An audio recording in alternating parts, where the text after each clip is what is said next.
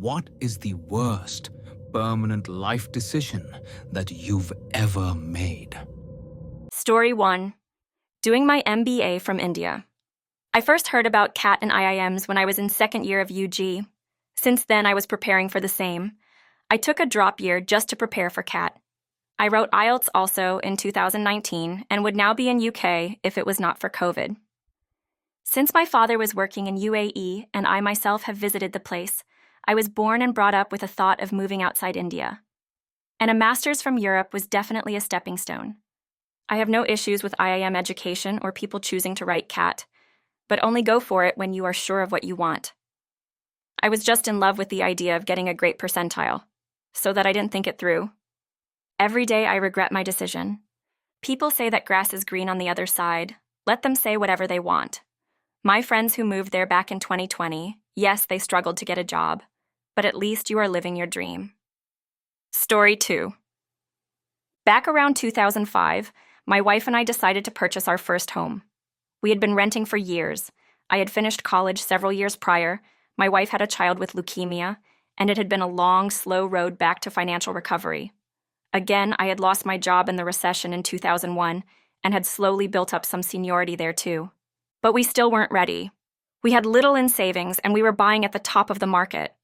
But we wanted our home, our own home, so bad. We found a real estate broker and a mortgage agent. He strongly encouraged us to get a 3-year interest-only loan.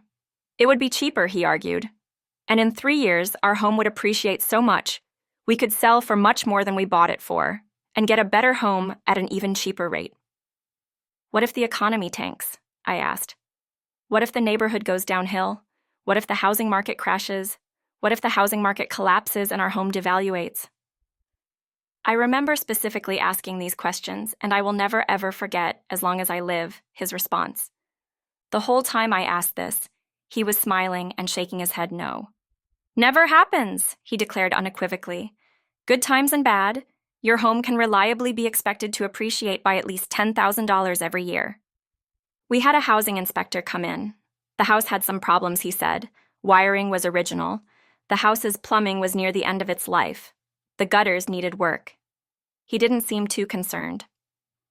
Our mortgage agent told us we could also get a HELOC to use for home improvement, and I didn't mind the prospect of working on the house.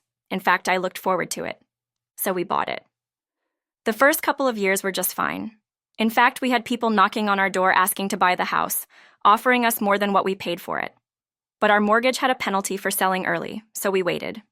Then the mortgage was coming due, and the economy was starting to get a bit wobbly. I decided to refinance. The market was already starting to cool a bit, and we had a lot of projects in the works, and our 2 youngest daughters were still going to school in the area. So we decided to refinance.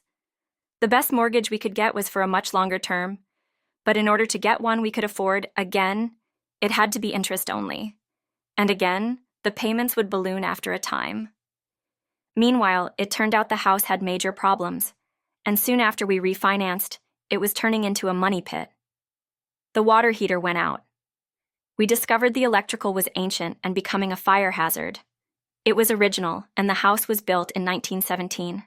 The deck and back had problems, the roof was getting moss on it. The foundation had cracks, and the furnace went out on us, in the coldest November we ever had. We had to buy a bunch of electrical heaters which ran up our electric bill. The house had ancient paper insulation in the attic, which was also a fire hazard, with ancient electrical cords that had been stripped bare of their rubber coating, bare metal wires. There were too few breakers, so that if we ran too many power appliances at once, it tripped a breaker. The plaster on the ceiling in a couple of rooms was cracked and starting to fall out, and too many other problems to list. All had been carefully concealed or overlooked or ignored by the house inspector. I had already sunk in a ton of money, but was struggling to deal with these issues financially. Then the economy collapsed at the end of the Bush administration. My wife lost her job, and I had to take a pay cut. And months went by with her unable to find work. Our property taxes had gone up, our mortgage insurance had gone up, and gas prices had gone up, and our car needed work. We started missing payments. While we were struggling to make ends meet, we had seen advertisements for companies that specialized in renegotiating with banks to obtain a better mortgage. We decided to utilize the services of one of them. We looked them up with the Better Business Bureau to make sure they were legit and Googled them, but found nothing negative. So we hired them. We had to pay them $4,000 up front, and they advised us to stop making our mortgage payments until they renegotiated our mortgage. We kept in touch by email. So the months go by, and we received late notices and warnings from our mortgage lender. Each time, the firm that was supposed to renegotiate for us told us very firmly to not contact our bank. Let them do the work, because we could jeopardize negotiations. So we did not respond to the bank, and we waited. Months later, we receive a foreclosure notice from the bank. We contacted our agent, demanded to know what was going on with our mortgage, and we received no reply, nor ever again. We realized the jig was up. We had been taken. We talked with our mortgage lender at last, and they told us no one had contacted them regarding our mortgage. They advised us that if we could not pay our past dues for our mortgage very quickly, we would need to short sell our house. And that's what we did. We sold our house for about 25% of our mortgage. That was how bad housing prices had fallen. And also we were honest about the condition of the house and made sure all parties knew of the plumbing, the roof, the foundation, the electrical, the gutters, the plaster, the basement leaks, the furnace, the condition of the pipes under the only toilet, etc. We moved out, leaving a pile of broken dreams, a financial ruin, a house that had become a money pit, and had a dozen or so unfinished projects that I had started but couldn't complete. We had to get rid of a huge amount of our belongings to fit into our new home, even with renting a storage unit. The whole episode destroyed our credit, our self-confidence, our finances. Our lives were ruined. We had to move into an apartment, and it took us years to get back on our feet. My wife's health was ruined after that.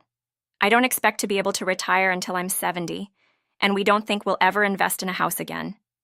Now some will say we deserve it. We shouldn't have listened to the mortgage agent when he said our house would never go down in value. We should have brought in a second housing inspector. We should have asked more questions. We should have waited, and so on. Fair enough. I'll take my lumps. But damn it, what about the bankers who peddled these high-risk loans and pushed them? What about those who decided to gamble away the mortgage money, who engaged in risky banking practices? I didn't get bailed out, but they did.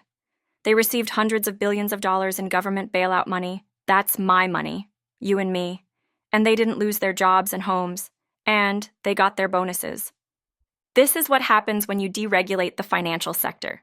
And they are doing it again. The Republicans are back to deregulation, and I promise you this debacle is going to repeat itself.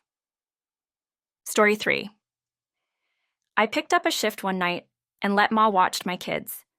I came home early the next day to find Ma passed out on the couch and my son still in the tub. It's the worst decision I've ever made, and I regret it every freaking day. I made the decision because Papa was ill, so he wasn't able to watch my twins, and Ma had cut back on drinking to the point she was one to drink on her days off. I blamed myself for years, so don't blame me. I trusted Ma, and I shouldn't have, and I'll always regret that, but don't blame me. Ma was responsible for my children that night, and I left them with a sober and responsible person. I came home to find Ma passed out on the couch, and Patrick had drowned. I don't know why Ma couldn't have waited to get, or keep being drunk, until after Patrick was done in the bath, and even before she died, she couldn't say. Story 4. My worst decision is one that I didn't even know that I needed to make. See, my biological mom tried to kill me when I was 9 years old, and I was put into foster care. For the next 5 years, I had to have supervised visitations with her. The system hoped that in that time she would take the necessary steps to get better and try to get me back. For some reason, she had my biological dad's medals he received from his time in the Vietnam War. Those medals meant a lot to me, and I used to play with them a lot when I lived with her. Living with her, I got quite proficient at stealing. My one regret is that I didn't steal those medals during any one of my supervised visitations. My biological dad has now been dead for 2.5 years. I wish to this day that I had thought to take those medals from the box that she kept them in. They were a reminder that my dad was a true hero. He had gone through a horrific time period in the heart of an unsupported war. They are gone now, with my biological mom who hasn't been seen or heard for most of my life since she lost her rights to me. I will always wish that I had thought to grab them. Story 5. Oh man, this is tough. My eldest daughter was involved and died in a motor accident in 1983. She was 19 years old. In 1982, her mom died in a motor accident that claimed 4 lives. My young son, an introvert, was just beginning to recover from his mom's death when his sister's accident happened. All of that was bad enough, but the worst was when I was told that they still had to do a brain scan to finally give me a prognosis. The outcome was that she could not survive without all the machines, that she was essentially brain dead. I spent some time with her, and then the matron asked me about organ donation. I had just given permission for the machines to be switched off. I was in a suspended state of consciousness, and I had to decide. Numb as I was, I knew that I had to, that it was the sensible thing to do. On my way out to sign the form, I passed a room, and the entire team of doctors were standing there, waiting for the go-ahead. I cannot begin to describe how I felt as I walked out of the exit to my car. Next month, March, will be the one when it all comes back again, because my entire family has their birthdays in March, except me, and she will be the only one missing. My son is now 47 years old, and I cannot tell whether he has processed both tragedies. I never got around to dealing with my feelings, so next month will be another one of those. Story 6. This question is right up my alley. The worst decision for me was absolutely, positively, unequivocally getting married to a woman I hardly knew. What I mean is that she is the fakest person I have ever known in my life. I was bamboozled into my marriage. When we met, she was all over me, calling 10 times a day, cooking, cleaning, laundry, incredible sex, sweet compliments, the works. Made me feel like a king. This went on for the whole length of time that we've known each other, 20 plus years, but there is a reason for all this. Now to the fake part. The day I met her ex, he whispers in my ear, "She is biggest liar and cheater in the world, and you're gonna find out the hard way. I swear to you those are words to live by. Her cousin says you better be careful. Her grandmother says thank you for marrying her. No one else would." All things that went right over my head. I couldn't see how this woman that is all about me can possibly cheat on me. Fast forward 18 years or so, and things start to seem funny to me. I work graveyard 11 to 7 a.m. I get home around 8 a.m. So why isn't she ever home? I brush it off, more concerned about money and paying bills. Well, one day she leaves her cell phone on the table and goes in the shower. It rings. Name says Maggie Stevens. So I pick up. You guessed right. It wasn't Maggie Stevens. The man seemed just as shocked as I was. Turns out their relationship has been going on for 3 years, complete with a marriage proposal, and they were living together. Yes! Living together as a couple, right under my nose. I won't try to explain the rage and hate I felt at that moment. The pain came later. Needless to say, divorce proceedings were started, and she actually started begging me not to leave her. You believe this shit? I kicked her out. She moved in with the boyfriend who ended up kicking her out also. And since her cell phone was in my name and my plan, I decided to keep it, leaving her with no form of communication with me. So out of curiosity, I checked past phone bills, and it was shocking. There were at least 15 men, and I only checked 5 years. Verizon sent me 10 years of bills for free, for being a good customer. It gets worse. I'm getting angry just writing this, so I'll end by saying, marriage is a big step in life and should not be played with. Don't get married until you've been with each other for at least 10 years. That way, if you can stand each other for 10 years, there's a good chance it'll work. As for me, I will never get married again. Story 7. Despite many people warning me against it, I still went with my gut feeling to the very end and married my first wife. Though we were very much in love as newlyweds, it was a mere 2 months before an invisible switch was turned on, and my wife turned from a very loving, caring individual who was the light of my life and a true pleasure to be with and admire, to an almost exact opposite. Long story short, the biggest mistake of my life. Because I'm ever hopeful of eventually making amends, I chose not to divorce the beautiful little lady who once was the light of my life and the apple of my eye. It has been nearly 8 years since our separation, and yet I still love her dearly. Story 8. The worst decision I regret until now was thinking that, principle means anything in business. I was fired from Cisco for standing up for customers when the company was fraudulently ripping them off. I had been warned. My sense of right and wrong and justice was burned raw, and I was mad as hell and not going to take it anymore. My boss warned me, "You make a ton of money and the work isn't hard. Just shut up and get with the program." But I didn't listen. If I could do it all again, I would take that steaming plate of dog shit and eat it with a big smile and say, "Thank you, sir. Can I please have some more?" Just as all my coworkers did. It never, ever pays to be the whistleblower, the man with principle, the person who cares. Ask Lieutenant Colonel Vinman. Principle is meaningless. Take the money. Shut your mouth and look the other way, because the other word for principled is unemployed. Story 9. All 4 of them have been about women, life, and marriage.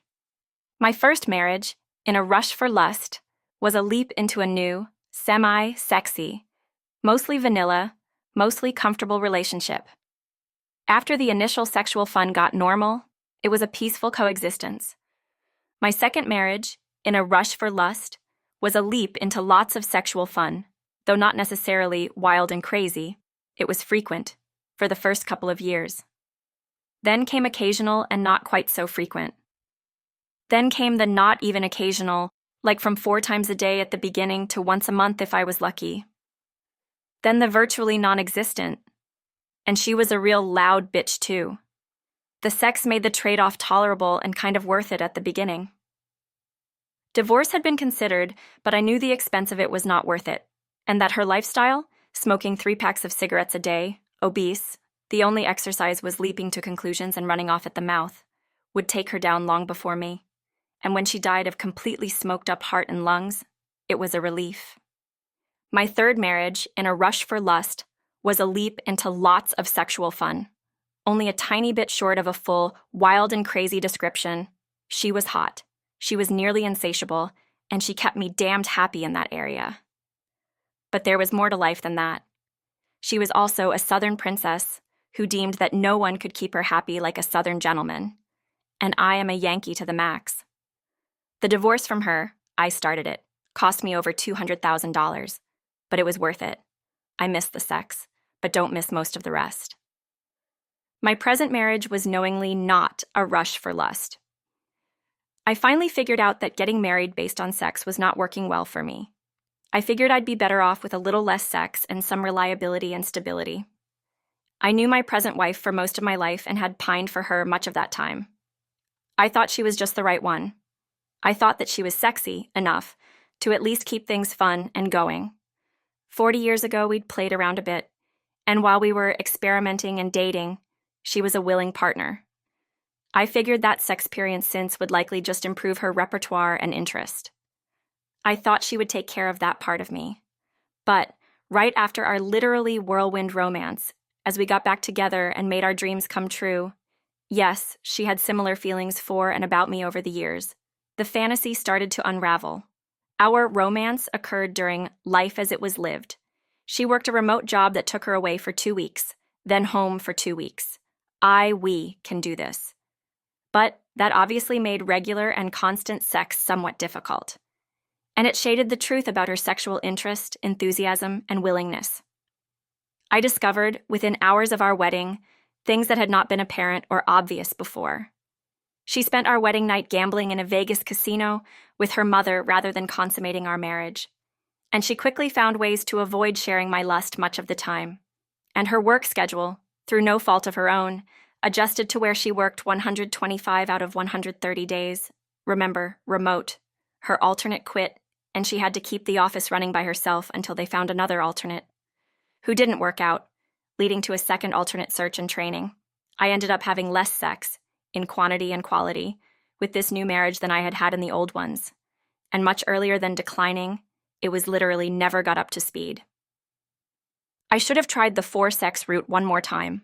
I need sex. I've learned that I am pretty easy to please and only get miserable and cranky over things that should be, but don't happen.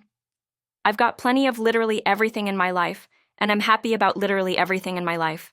Job, work, friends, environment, home, income, diet, all of those but the lack of sex.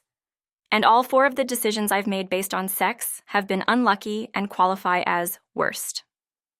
Story 10. Bought a penis ring to have sex with my ex-GF. The first and only time I used it, I set the ring size way too small. Basically choked my penis from lack of circulating blood. Completed sex, but the next morning my todger was shriveled, like half its normal flaccid size, and looked like it was covered in really tiny veins everywhere.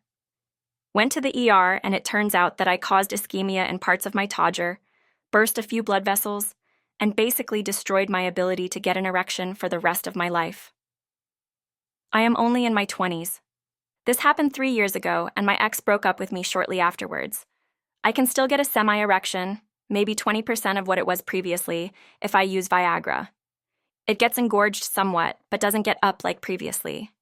ED causes a lot of stress, anxiety, worry, etc., no matter what age you are. The worst part was that I really couldn't confide in anybody what was the source of my stress. My parents especially could see something was wrong whenever I visited, but I just told them that I was upset because my girlfriend broke up with me. I was also a medical student at the time. This happened shortly before step 1, basically the most important test medical students take, and my worry invariably hurt my ability to focus while studying. Fast forward to now. I have a new girlfriend who has been very compassionate about my ED. The sex is obviously not ideal, but we make it work, and I am very lucky to be with her. I am also very lucky that my work allows me to see things every day that put my problems into perspective. 6 hours ago, for example, I met a young guy with lupus, necrotic fasciitis, and now cancer. We have an appointment later today with a middle-aged woman with chronic untreatable migraines.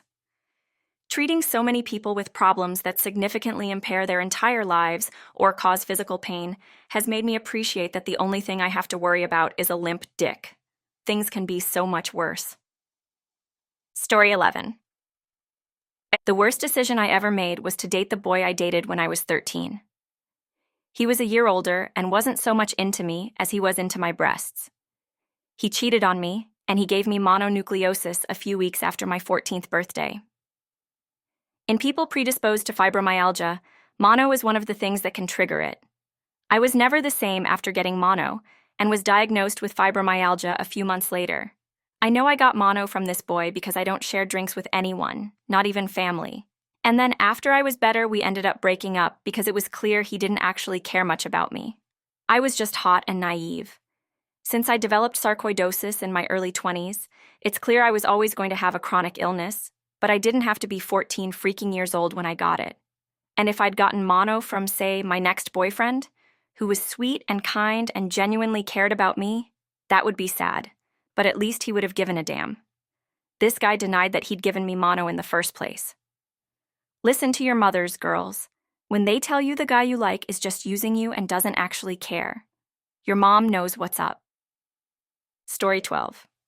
For me, the worst decision I've ever made in my life to date was deciding to go to MIT instead of Stanford for undergraduate when I was 17. I chose MIT at the time, primarily because going to Stanford would have cost me an extra $5,500 a year. Though I managed to finish MIT on time and with no student loan debt, I believe I missed out on much better opportunities at Stanford. At the time, I did not realize just how distant and apathetic professors at MIT would be towards undergrad students, or how poor the quality of student life would be at MIT. Even worse, all the hard work I did in high school went to waste because MIT was very stingy with AP credits. In retrospect, I could have easily earned a co-terminal master's degree in 4 years at Stanford since Stanford's advanced placement policy was far more generous. After learning I got accepted at Stanford, I remember receiving a letter from Professor Eliashberg, reaching out to me when I was in high school, encouraging me to go to Stanford, and talking about how professors were eager to work with mathematically talented undergraduates to tackle very interesting problems in mathematics and computer science. I really wish I listened at the time, and I can see myself regretting this decision when I'm in my 50s. MIT is the only school I've attended to have taught me how to hate school, science, learning, and society in general. Story 13. My worst decision is one that I didn't even know that I needed to make.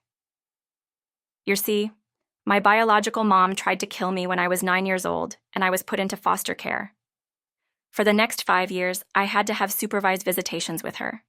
The system hoped that in that time she would take the necessary steps to get better and try to get me back. For some reason, she had my biological dad's medals he received from his time in the Vietnam War. Those medals meant a lot to me, and I used to play with them a lot when I lived with her. Living with her, I got quite proficient at stealing. My one regret is that I didn't steal those medals during any one of my supervised visitations. My biological dad has now been dead for 2.5 years. I wish to this day that I had thought to take those medals from the box that she kept them in. They were a reminder that my dad was a true hero. He had gone through a horrific time period in the heart of an unsupported war. They are gone now, with my biological mom who hasn't been seen or heard for most of my life since she lost her rights to me. I will always wish that I had thought to grab them. Story 14. There were 2 boys in college. First one I met first, A, and second one a few weeks later, B. Met both in college. Was good friends with both, and they were also friends. We all ran around together with 4 to 6 others from our dorm. A and I began dating and were a couple. I moved in with A in his apartment along with 2 other fellas. Then one of the other fellas went back home at a break and wasn't going to come back, so our friend B moved in his place. There was never any impropriety occurring. We all joked and carried on and studied and ate and slept, etc. The only thing was, B kept saying to me, "I'm next. I'm next." Don't forget I'm next when I asked him what it meant. He just told me, when you and A break up, I'm next. I graduated at a winter break and went back home for a month or 2, until I could get a job. B flunked out of college and moved back home, which coincidentally was 30 minutes from my hometown. A went back to his hometown, which was 8 hours away from where I was. B and I started seeing each other, just as former roommates and friends first. Then B asked me to marry him. We had really only dated about a month, in spite of knowing each other over a year. I knew we'd been hanging out, but still thought we were just all friends. When I told him about B asking me to marry him, he was first surprised, then said, "Well, you have to decide then. Is it going to be him or me?" And I finally chose A, but have always wondered how my life would have been different if I'd chosen B. Story 15. Just broken up with my first proper girlfriend in my mid-late teens. Asked to talk to me privately about a week later at her house after a night out drinking with friends. "So what is it you want to say?" I said in her living room at about 1 a.m. "I want to have sex for the first time with you.